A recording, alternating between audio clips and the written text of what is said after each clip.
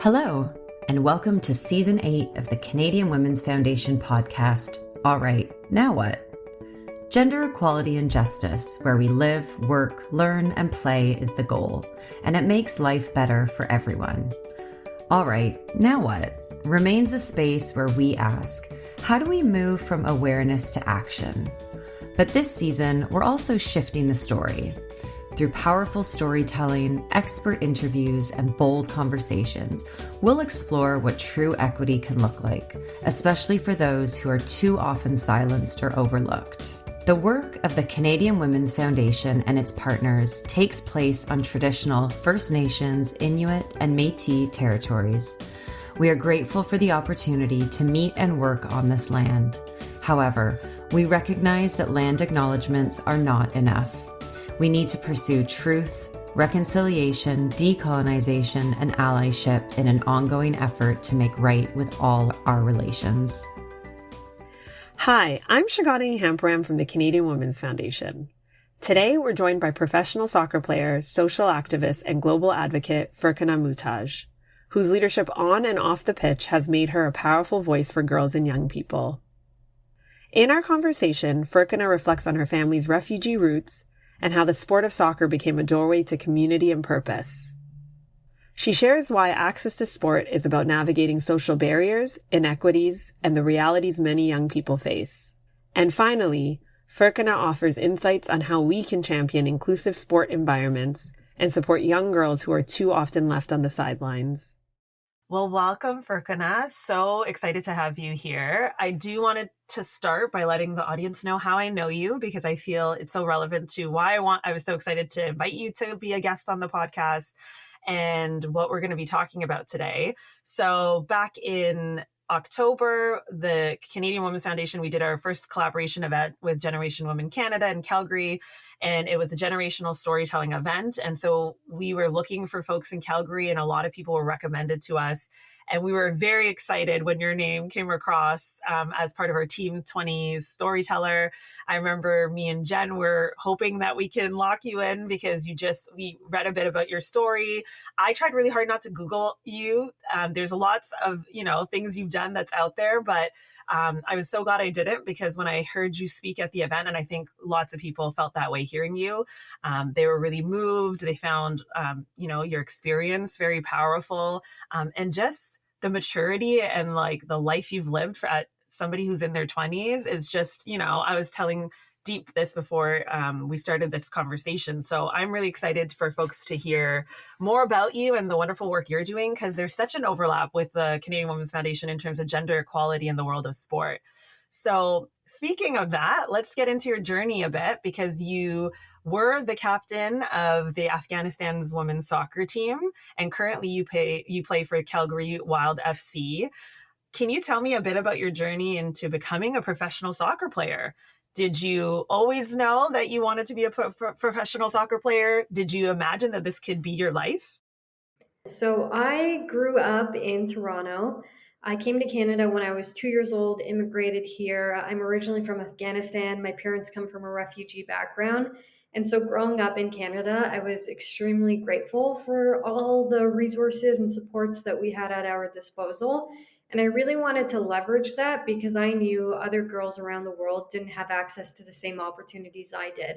So my goal was always to make sure that academically and athletically that I would really progress in my career. And my parents were extremely supportive as well, making sure that we were involved in extracurricular activities, sports, both structured and non-structured as well. And so I ended up playing rep soccer in Scarborough. So that's where I was originally from, for Wexford Soccer Club. Did really well, kept progressing, played for Vaughan, and then moved on to York University and was recruited to be a varsity student athlete there. And I was studying kinesiology and health sciences.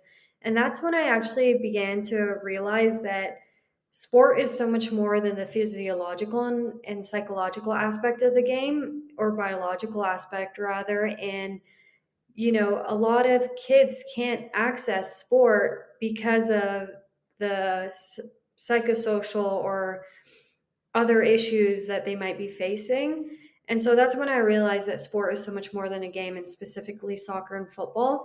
And so I went on to do teachers college, did that for 2 years, was still a varsity student athlete at the time. And we actually didn't have a professional women's soccer league in Canada. So there was a semi-professional league called League One Ontario, and I competed in that. But since I was a kid, I wanted to play professionally. I just didn't know how to. And so during university, I did get called up to the Afghanistan women's national team. That was a huge honor on its own.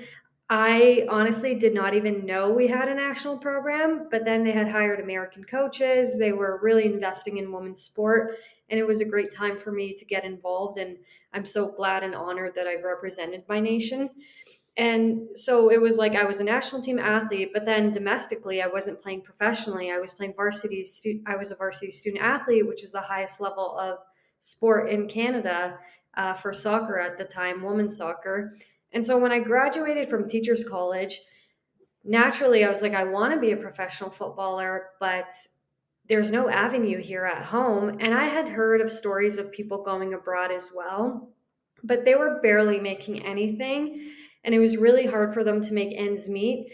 And it just wasn't the standards that were required. I think the not having a European passport makes it very difficult for Canadians to go over to Europe and play. And so I thought that, you know what, I'm going to be a teacher. I am going to coach. And I was coaching OPDL, which is a very high level here. I was a varsity coach as well, assistant coaching York University. And 3 weeks into my first teaching contract, I ended up evacuating the Afghan youth national team, which I'll get into. But that was actually when I moved to Portugal and just was reminded that this is something that I want to do. I want to play professional football.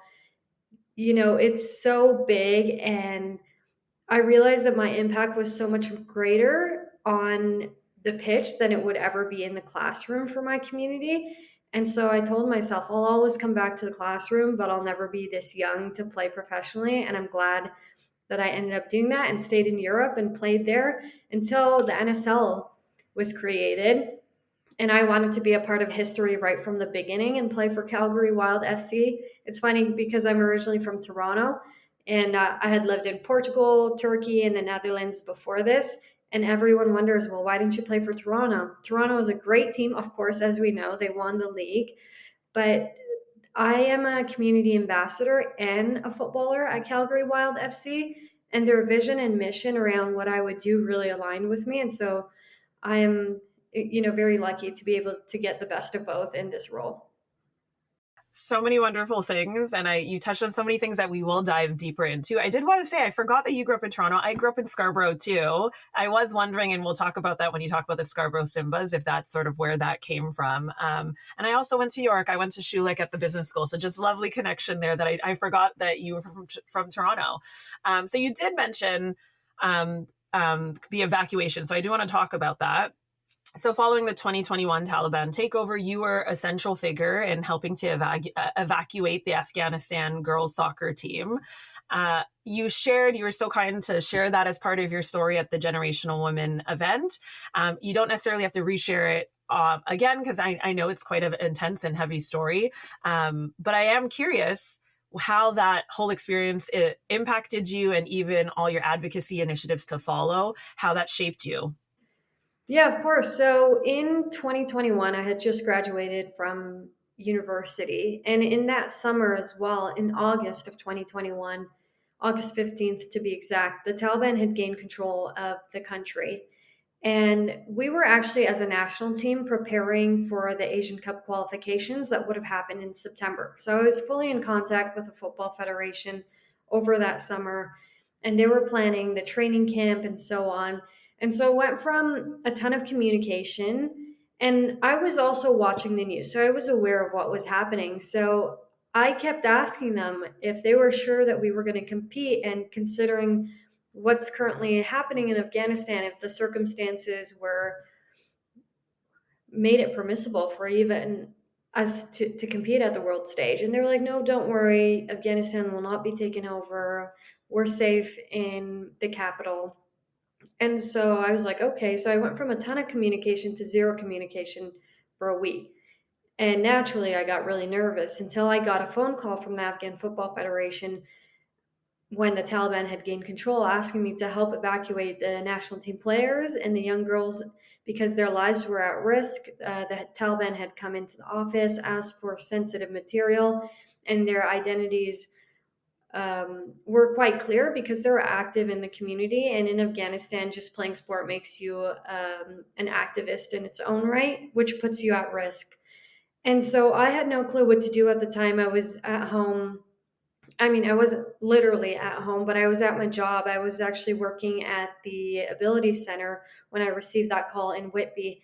And I had no clue what to do. So I started to call humanitarian lawyers and organizations and individuals and community groups that I felt that could support me on this mission. But unfortunately, I didn't get the responses that I was looking for. And so finally, I was able to get connected to ex-intelligence officers from the United States and individuals within the White House. And that was transformational for me because I sat on a Zoom call, shared the sensitivity of everything that was happening, what was required, the amount of families and individuals that we needed to evacuate immediately. And they were willing to support me, but made it clear that I had to be at the forefront of this. And so there is a WhatsApp documentary on this. I would actually really encourage people to watch it because it's more detailed. It's in my Instagram bio, the link. But essentially, for over a month, we worked 24/7, day and night, to be able to pull this off in a time where there was no commercial flights leaving the country. All the borders were closed. There were Taliban checkpoints throughout the country, and just sheer chaos. And the only country that was able to provide asylum was Portugal, and they were kind enough to support the family members as well. Other countries stepped up, but they only wanted to support the young girls and not their family members. And so we didn't want to split them apart, of course. And when we evacuated them to Portugal, mind you, I was 3 weeks into my teaching contract. And throughout this whole time, right, I had a full-time summer job. I had to quit that because I had to really focus in on this mission. I was playing football still. I was still coaching. I had my own nonprofit organization that I was directing, and putting really everything on hold because I had to work on the Toronto time zone, the American time zone, the Afghanistan time zone, the Portuguese time zone, and make sure things worked out. And then finally, when we got them to Portugal, I was asked to basically invited to go over to surprise the families because of all the hard work that had happened. I was only supposed to be there for 3 days. While I was there, they asked me to continue to extend my stay because of how vulnerable the families were in that moment and how much they trusted me. And so I kept extending my stay to the point where they asked if I can live in Portugal, help build a resettlement plan for the families and support. And that's exactly what I did. It was a tough decision at the time in the sense that I had just started my career in Toronto, and it was just 3 weeks in. I was like, how do you tell a school board 3 weeks in that you're not going to return to the role? And so I did that from Portugal, ended up living there, supporting them from coaching and everything else. And while I was there, we actually advocated for another flight of Afghans, footballers, and their family members to come over as well and resettle those family members too. And when we were there, we were invited by a lot of football clubs, and we were really exposed to like the European style of football and everything that it offered and the professionalism of the sport because we didn't have it here in Canada. And that's when I was like, oh my God, this is something that I want to do. I want to do this. I've always wanted to. This is my opportunity to show because the girls that we had evacuated, they saw me as a huge inspiration and role model, but they also didn't believe that a player from the Afghanistan national team can play at the highest levels of the sport. And I wanted to prove them wrong because I knew I was capable, and I know we all are capable. And so I did that to be a source of inspiration, but also to make sure that I am living to my potential as well. But I didn't want to lose sight of the power of sport. And so I vowed to myself that I would continue to use sport as a force for good and support underserved communities and refugee communities through that. And so I ended up living in a few different countries, playing professionally there until the NSL happened and I returned back. But I think what I learned throughout that whole process is, first of all, it had aged me 30 years. I had learned so much, gained so much insight. And I think it's one of those unique experiences where school will never teach you any of that. And I was just like thrown into circumstances, learned about things maybe a little too soon. And unfortunately, the dark side of politics as well. Uh, but what I learned through that experience is that action is what drives change. I could have, when I received that phone call, I could have said, "Why would you ask me? I'm not a politician. I'm not in the government of Canada. What do you really think that I can do?" But I think sometimes we have to actually dream big and take little steps that will open doors up. And when I first got that phone call, did I think that this was going to be possible? Probably not, but I knew that I had to do something. And and when you do something, that's when things work out for the better. So, yeah, action drives change. Don't underestimate your impact for sure.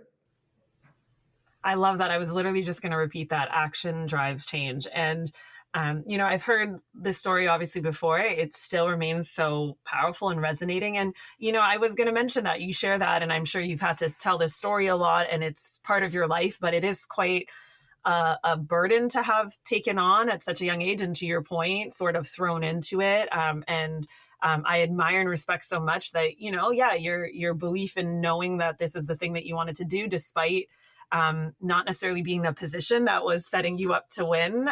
So I commend you for that, but I also want to acknowledge how hard that must have been.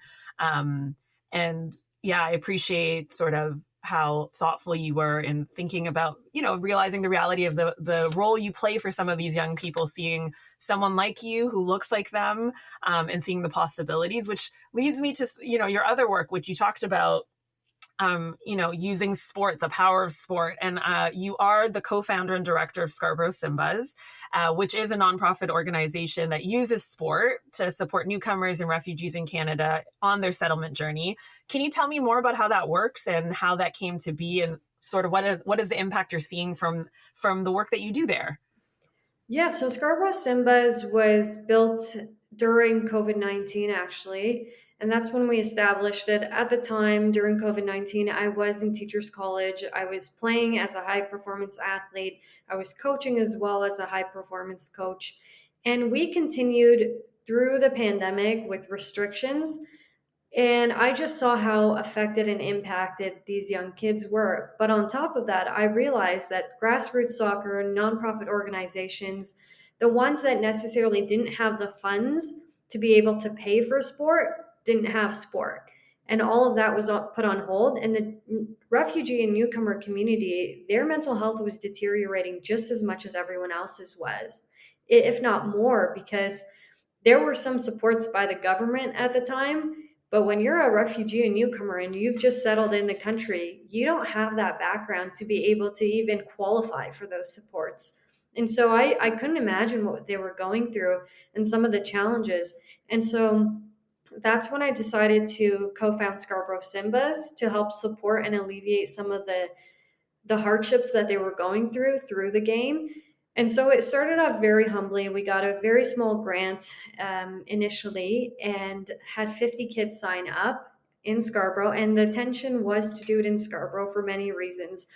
They have a huge refugee and newcomer population in Scarborough, a very diverse community. I think a lot of low resource and underserved communities within there. But I also grew up there. When we moved to Canada, I spent my first 17, 18 years of my life there, and then moved on to Bowmanville, Ontario. But my connection to Scarborough still remains very much,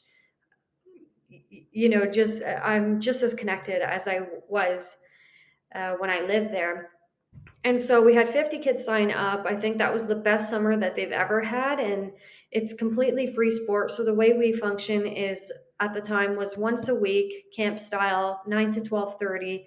You would come in the morning, and it would be outdoor, of course, because it was the summer. You'd come in, grab a little breakfast and some snacks. We'd have a community circle, do a check-in, more so focused on mental health. And then we would go into activities, connecting with other kids, and then finally play some soccer and have some games and really enjoy from that perspective.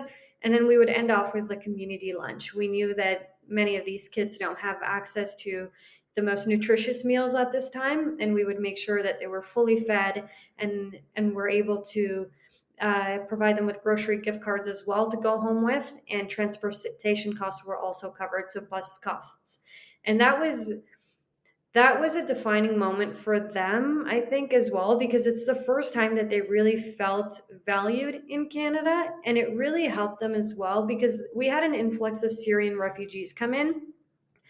And I know there's a lot of great programs to support them, but there were no programs really where you had high performance coaches that they saw themselves reflected in and had the experience. I think a lot of times when we have these organizations, we just assume that let's put unqualified coaches with these underserved communities, but they got the best of the quality coaches, uniforms, kits, everything that they needed. And from there, we just continue to grow. So over the last 5 years, we've supported over 200 families, which has been quite substantial. We've grown our programming as well. So we no longer just do summer program. We have summer, fall, winter. We have girls only and boys only programming because we start off with co-ed. We still have our co-ed program as well. So we've really grown, and that's all thanks to amazing directors and staff members that we do have. Because mind you, 2 years into that, 3 years into that project, that's when I moved abroad. But that's also when we had incredible individuals and staff members step up and transform this into something so much bigger. I heard so many wonderful things in there because what I love about the program is the wraparound supports. And again, this idea, I love what you said about just quality, just because, and again, I grew up in Scarborough, so I very much understand this idea of underserved communities and then what that tells a young person, especially when, certain programming doesn't come into the area and certain quality of programs. So I love that. And thinking again about the wraparound supports, making sure that they can get there, making sure they have a meal and just a sense of community. I love the idea of a community lunch as well. This leads me in general because, very on theme where you mentioned the power of sport and how I think about it all the time when you think about major sport events and how people of very different backgrounds can get together in a room and you're watching a game and it doesn't matter where you're from, where you grew up. It's sort of you're united by this thing. And it's the same with arts and music. And so I think sport very much has a very powerful effect.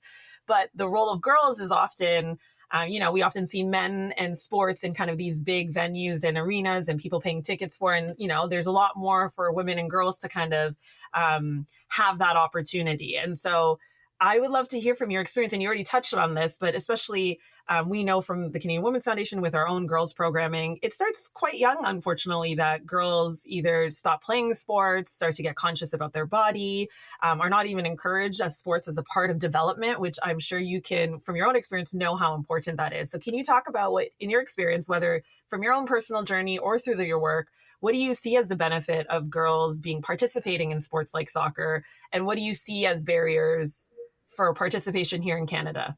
Yeah, I mean, there's so many incredible benefits to staying in sport. And I think a lot of people, I can speak to the newcomer community more so because when a lot of families come to Canada, they come for economic opportunities or they were forced out of their country.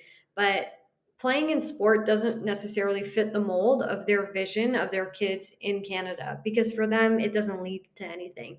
If you don't become a professional athlete, that means the investment wasn't worth it. And I'm trying to really change that narrative and help individuals understand that no, sport is there to help you build transferable life skills, build discipline, time management, the list goes on, so that you are prepared for the real world, whether that is being a professional athlete or not.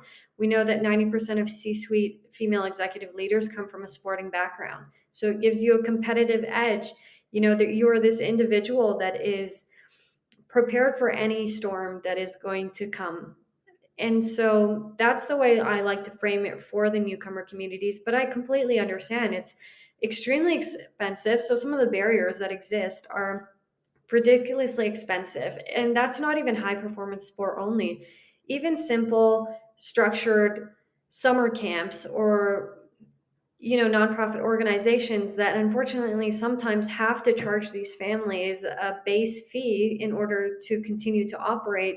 But if you have a few kids, that just becomes unaffordable as well. So the barriers that exist are financial for sure. Depending on where you live as well, like transportation and getting to and from those community clubs or organizations as well. One of the biggest barrier, unfortunately, is parents and cultural norms and I guess misunderstandings about what sport actually is meant to do and how women can get involved in the benefits of it. Growing up, I every team I competed on, I was the only racialized girl. And, I had a black teammate as well, actually. I should mention, I would have like a black teammate, and I grew up in Scarborough. It was like pretty much Caucasian and then two of us. And that's not to say other girls didn't want the opportunity or maybe didn't have the talent, but they just didn't have access to it. And I still see it to this day. Like now that I'm in Calgary, I actually had a visit 2 nights ago to a community club here in central Alberta. And the dropout rates, like you mentioned, by adolescents, 2/3 of girls drop out of sport for a variety of reasons. The first being that it's not fun anymore. But I went out to central Alberta. They had a bunch of young girls coming out and playing, and I visited them as part of my wild role. And one coach came up to me. She was about 16, 17 years old. She told me she was in grade 12. And I was like, "Oh, I heard you're really good," because the other coaches kept telling me she's a good player. I was like, "I heard you're really good. Where do you play? Do you play at this club?" And she's like, "Actually, unfortunately, my team folded last year because we don't have enough girls to create a team. But I also am getting recruited to a university in the States, but that just means that I won't be prepared because I can't train and compete and play in games." And so that's the unfortunate reality, how it affects so many people very differently. One thing that I definitely want to do and am doing actively is trying to make sure that those avenues exist for refugee and newcomer communities, for underserved communities. Free program is something that needs to be done. Affordable programming has to be done. And so it's just figuring out how to be able to support those communities in a way that actually serves them. And then also making sure that you are providing parent education around the benefits of it. If your parents don't support you, unfortunately, you're not going to go very far in anything for that matter.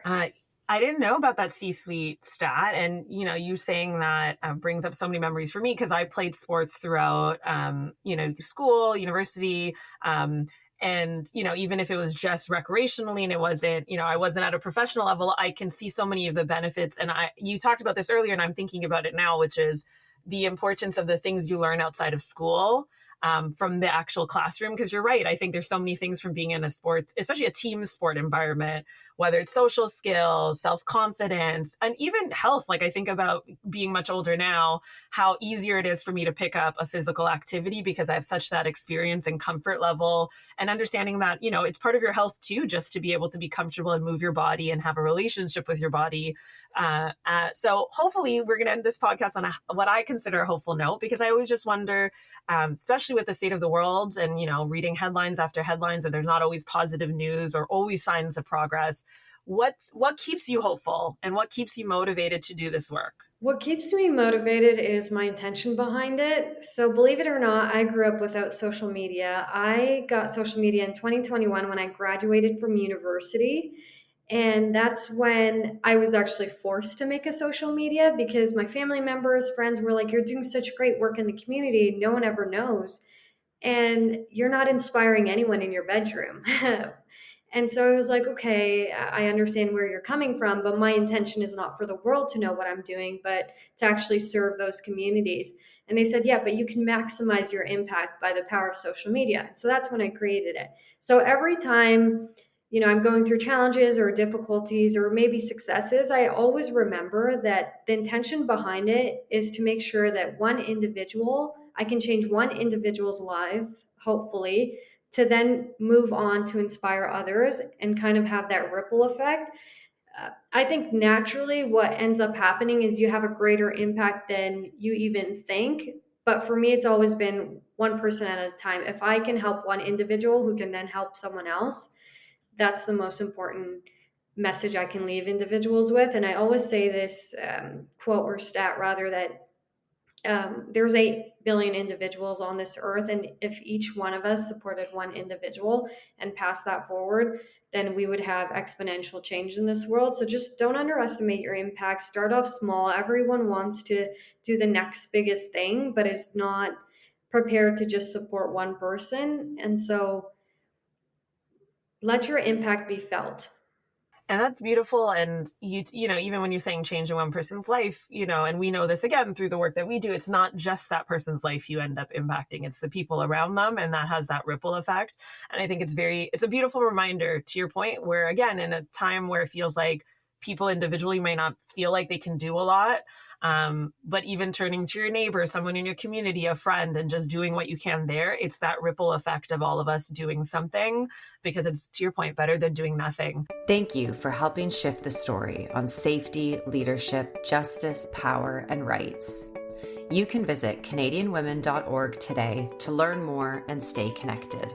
We believe everyone should be able to exist without fear of harassment or abuse. You can help make that a reality. Text SAFE, SAFE, to 20222 to give $10 and support women, girls, and gender diverse people throughout Canada. Small actions can lead to big changes. We appreciate your support.